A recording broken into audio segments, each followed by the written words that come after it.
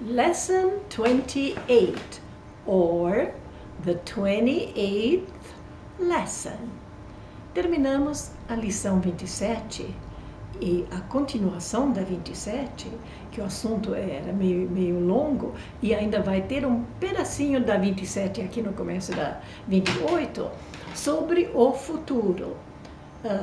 Também insisto bastante nisso porque existem muitas regras, as mais diversas, algumas absurdas, algumas lógicas. Então eu não quero que se preocupem com essas regras, porque as 3 formas de futuro que existem em inglês vão ser corretas. Então, você falar o futuro de qualquer jeito, você vai ser entendido. Se você fala com going to, vai ser entendido, vai estar correto. Se você fala com will, vai estar correto. E se você pular will e going to, mas coloca uma palavra que chama-se advérbio de tempo, amanhã, 5 horas, vai ser entendido que é o futuro, tá? Então, nada de preocupação com tantas regras que existem sobre esse futuro. Por exemplo, os verbos de locomoção, que nós falamos no fim da última aula, ir, vir, se fala no present continuous, no presente contínuo, e já indica o futuro. Nesse caso, nem fica bem a gente colocar o going to. Eu expliquei como em português, você fala assim, eu vou comprar, eu vou ver, mas você não diz eu vou ir. Geralmente também nem se fala assim, eu vou vir. Não, eu venho amanhã, eu vou amanhã. O verbo fica no presente e o advérbio de tempo já indica o futuro.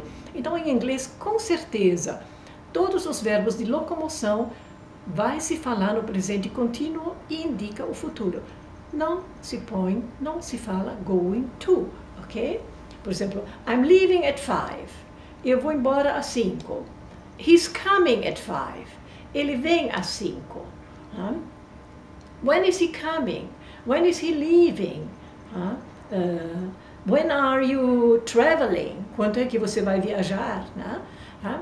Ok, isso nós vamos já ver já por escrito e conforme se dá tempo, porque ainda é um pouquinho complexo, nós vamos começar com outro assunto que também é bastante complexo, mas não é difícil, que são as 3 palavrinhas in, on, at, que correspondem em português no e na. Então, vocês conhecem a famosa frase assim, on the table, sobre a mesa. Então, basicamente, on quer dizer sobre. In sempre dá uma ideia de dentro. Por exemplo, in the garden, no jardim. O jardim tem um limite, uma cerca, então, dentro, né? Se você fala in the car, dentro do carro, né? In the house, né? In my hand, é no lado de dentro da mão. Se você tiver uma borboleta sentada aqui, seria on my hand. Se você colocar uma moeda aqui, é on. Esse já é o lado de dentro, in. Então, observando, vocês vão pegar basicamente quando se diz in e on e at. Quando é lógico, e vocês vão entender, quando de repente se troca essa preposição, mas era sempre in, agora de repente se fala on. Então eu vou explicar mais adiante, é porque mudou o sentido. Nós vamos treinar bem essas palavrinhas, porque elas mudam muito o sentido do verbo. Você coloca um on depois de um verbo, por exemplo, dá uma ideia de continuar. A pessoa fala assim, drive on. Continue a dirigir. Speak on, continue a falar. Tá? Então, não é só que é sobre, mas também vai modificar os verbos. Então, nós vamos com calma, vamos digerindo um depois do outro. E eu espero que dá para fazer hoje essas 2 coisas. Então, para já facilitar, vamos já começar com a leitura desde já. Deixa eu colocar aqui. Ok. Então, aqui tem mais uma vez a explicação, apesar que a lição 28 ainda faz parte da 27, e diz que, principalmente os verbos de locomoção, se diz no futuro sem going to. É como em português, que não se costuma dizer eu vou ir, mas simplesmente eu vou. I'm leaving at 5. Isso quer dizer, eu vou embora às 5. He's coming at 5. Aqui tem os verbos de locomoção, mas não precisa decorar a regra, simplesmente escuta, repita as frases 3 vezes e vai falar corretamente. Outra coisa, pausar é importante. É na pausa que há a grande força e absorção. Tanto quanto você faz uma palestra e fala, fazer pausas é importante. No aprender inglês, você escuta a frase.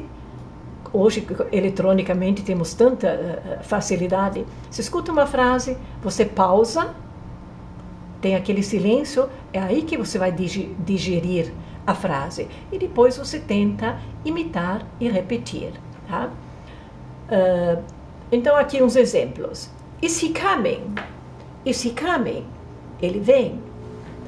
When is he coming? Quando ele vem? Você vê, é o futuro. Quando ele vem? É o futuro, mas se fala o presente, como em português. He's coming at 5.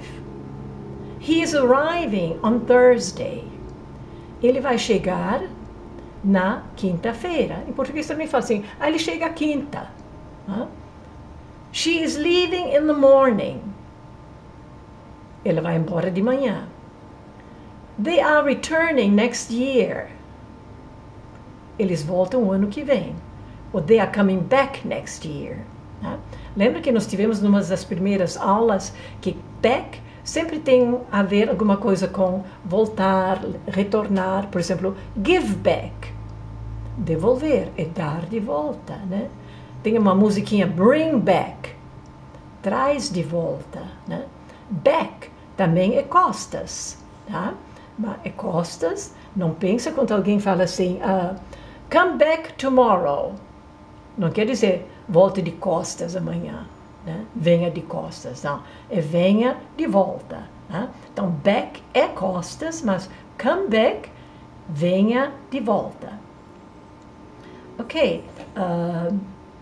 We are going tomorrow. Vamos amanhã. We are going out tonight. Vamos sair hoje de noite. Lembra, going out é passear. Jantar fora, pegar um cinema. Are you coming or staying? Você vem ou fica? She is driving. Por exemplo, você escuta she is driving. Se você escuta she is driving totalmente assim sozinha, pode parecer ela está dirigindo. Mas também pode ser vai dirigir. Depende o que vem antes e vem depois. Por exemplo, she is driving to Rio tomorrow.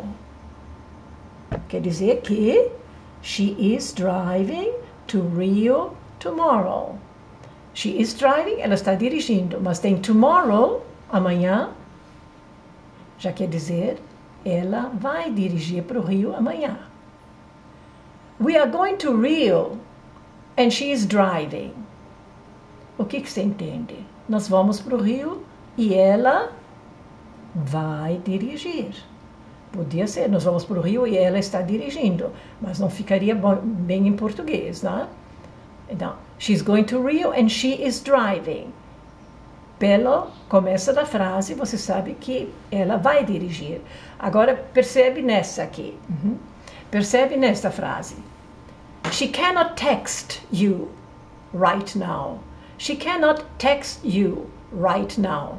She is driving. Ela não pode te mandar, não pode digitar uma mensagem, que é to text, né? Bem agora, she is driving. O que você acha que quer dizer esse she is driving nessa frase? Ou, por exemplo, she cannot speak on the phone right now. Ela não pode falar no telefone agora mesmo. She is driving.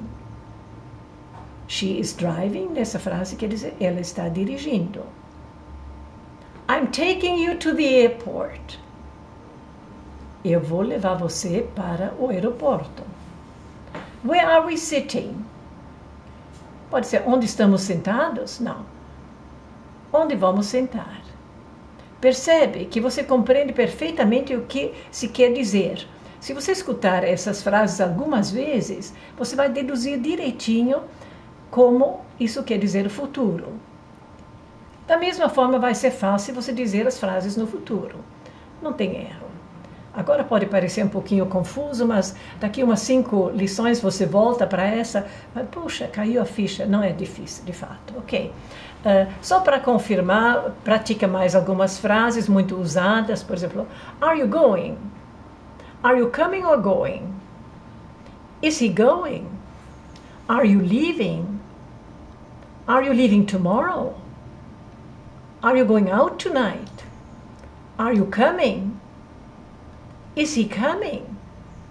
What time is he leaving? We are leaving for Europe tomorrow. What time are we arriving?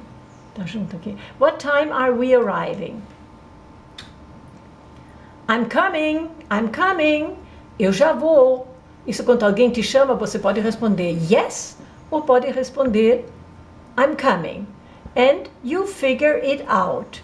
You figure it out. Você deduz. De vez em quando a gente fala assim, figure it out, figure it out. Alguém fala assim, quem te contou? I figured it out.